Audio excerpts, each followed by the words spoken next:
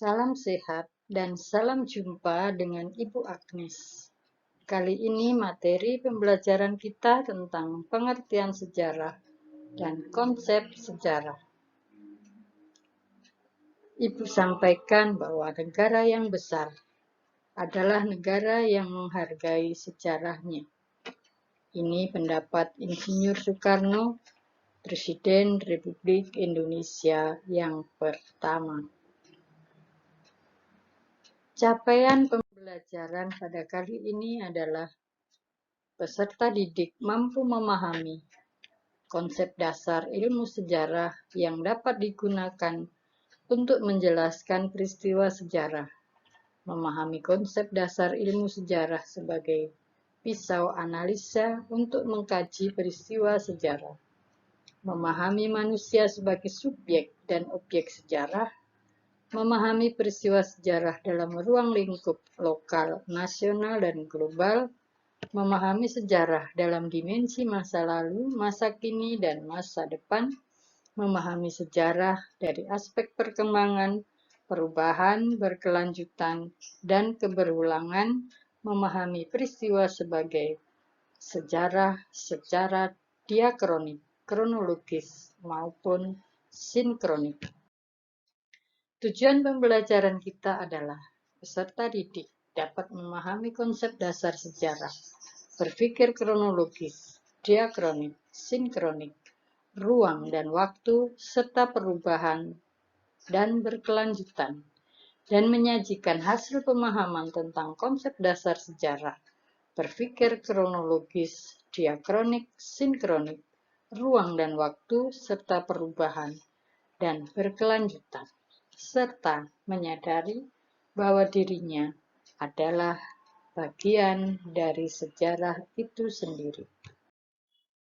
Indikator yang akan kita capai adalah: yang pertama, menjelaskan konsep berpikir kronologis dalam mempelajari sejarah, membedakan konsep berpikir diakronik dan sinkronik dalam mempelajari sejarah, menjelaskan konsep ruang dan waktu serta perubahan dan berkelanjutan dalam mempelajari sejarah, mengolah informasi tentang konsep berpikir kronologis dalam mempelajari sejarah, menyajikan hasil kesimpulan tentang perbedaan konsep berpikir diakronik dan sinkronik dalam mempelajari sejarah, menyajikan hasil kesimpulan tentang konsep ruang dan waktu serta perubahan dan berkelanjutan dalam memahami sejarah. Konsep dasar sejarah.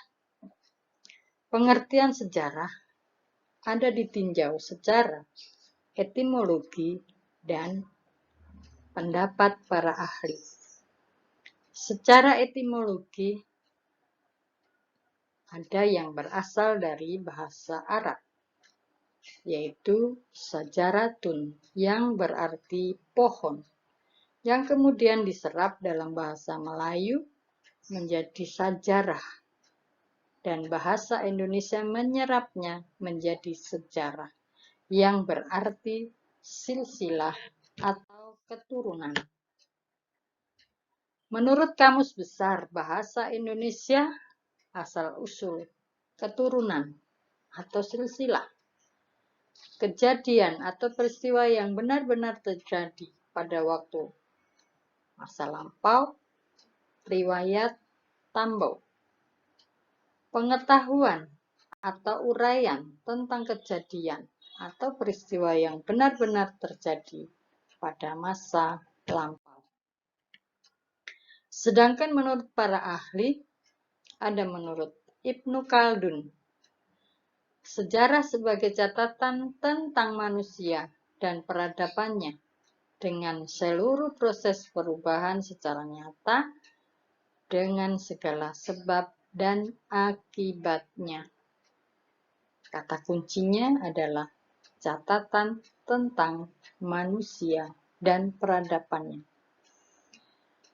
Menurut R.R. Collingwood, sejarah sebagai penyelidikan tentang hal-hal yang telah dilakukan manusia pada masa lampau. Kata kuncinya adalah penyelidikan. Jadi untuk membedakan pendapat Ibnu Khaldun dan R.R. Collingwood adalah kata kunci. Kalau Ibnu Khaldun menggunakan istilah catatan tentang manusia dan peradabannya, sedangkan Collingwood menggunakan kata penyelidikan. Anak-anak sekalian, sebenarnya secara etimologi ada banyak, berasal dari bahasa Inggris, berasal dari bahasa Belanda, berasal dari bahasa Perancis. Silahkan kalian menggalinya. Sedangkan menurut para ahli, juga masih banyak tokoh-tokoh yang lain. Di sini hanya Ibu tampilkan 2 tokoh, yaitu menurut Ibnu Khaldun dan menurut Collingwood. Unsur penting dalam sejarah meliputi manusia, ruang, dan waktu. Manusia adalah sebagai pelaku dalam sejarah itu sendiri, atau manusia adalah sebagai saksi dari peristiwa sejarah itu sendiri. Sedangkan ruang merupakan tempat di mana peristiwa itu terjadi. Sedangkan waktu adalah kapan peristiwa sejarah itu terjadi. Jadi dalam sejarah, 3 unsur penting ini adalah manusia, ruang, dan waktu. Konsep berpikir dalam sejarah. Ada berpikir kronologis, artinya berpikir secara runtut, berurutan waktu kejadian peristiwa itu. Berpikir diakronik, berarti sesuatu yang melintasi, melalui, dan melampaui dalam batasan waktu. Pembatasan waktu dalam sejarah dikenal dengan istilah periodisasi. Ini untuk memudahkan mempelajari sejarah yang panjang seperti sejarah Indonesia yang dimulai dari masa praaksara sampai sekarang. Kalau tidak dibagi dalam periodisasi, maka kita akan kesulitan untuk mempelajarinya. Maka perlu adanya pembatasan waktu yang dikenal dengan periodisasi, yaitu mengklasifikasikan peristiwa sejarah dalam tahap-tahap dan pembabakan tertentu. Juga sejarah dikenal dengan istilah kronik, yaitu catatan peristiwa menurut urutan waktu kejadian. Cara berpikir sinkronik artinya mempelajari peristiwa sejarah dengan segala aspeknya pada masa atau waktu tertentu secara mendalam. Ciri-cirinya sebagai berikut. Yang pertama, mengkaji peristiwa pada masa tertentu. Menitik beratkan kajian peristiwa pada pola-pola gejala dan karakter. Bersifat horizontal. Tidak ada konsep perbandingan. Cakupan kajian lebih sempit daripada diakronik. Kajian sistematis. Sifat kajian lebih mendalam.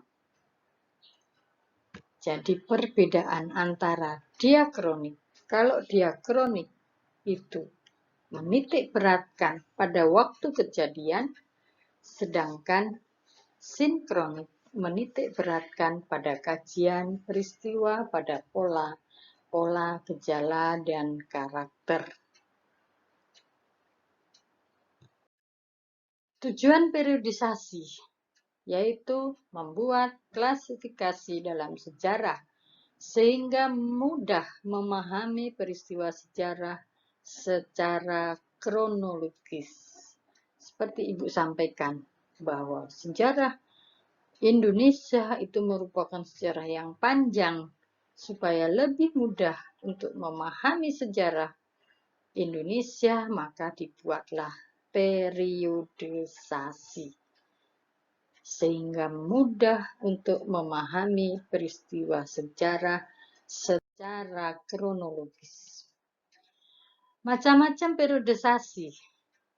Yang pertama berdasarkan sistem mata pencaharian dalam sejarah Indonesia.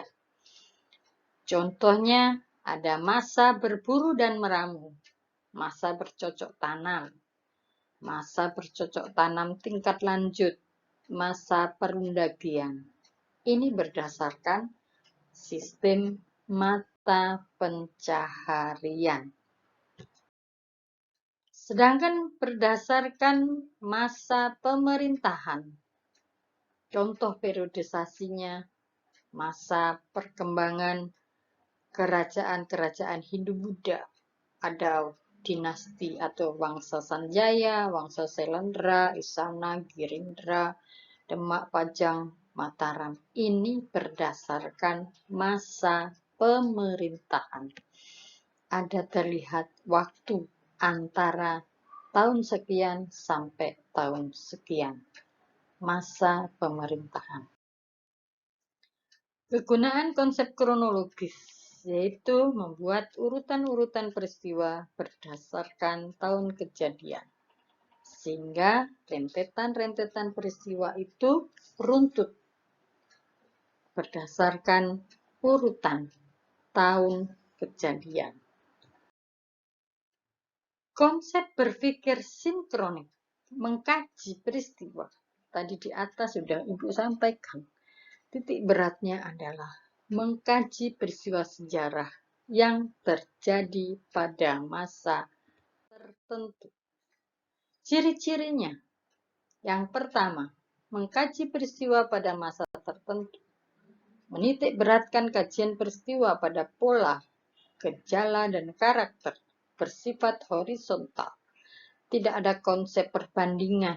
Cakupan kajian lebih sempit dari diakronik. Kajian sistematis dan sifat kajiannya lebih mendalam. Tadi di atas sudah Ibu sampaikan. Demikian yang dapat Ibu sampaikan. Terima kasih. Semoga bermanfaat untuk kita semua. Selamat mempelajari kembali.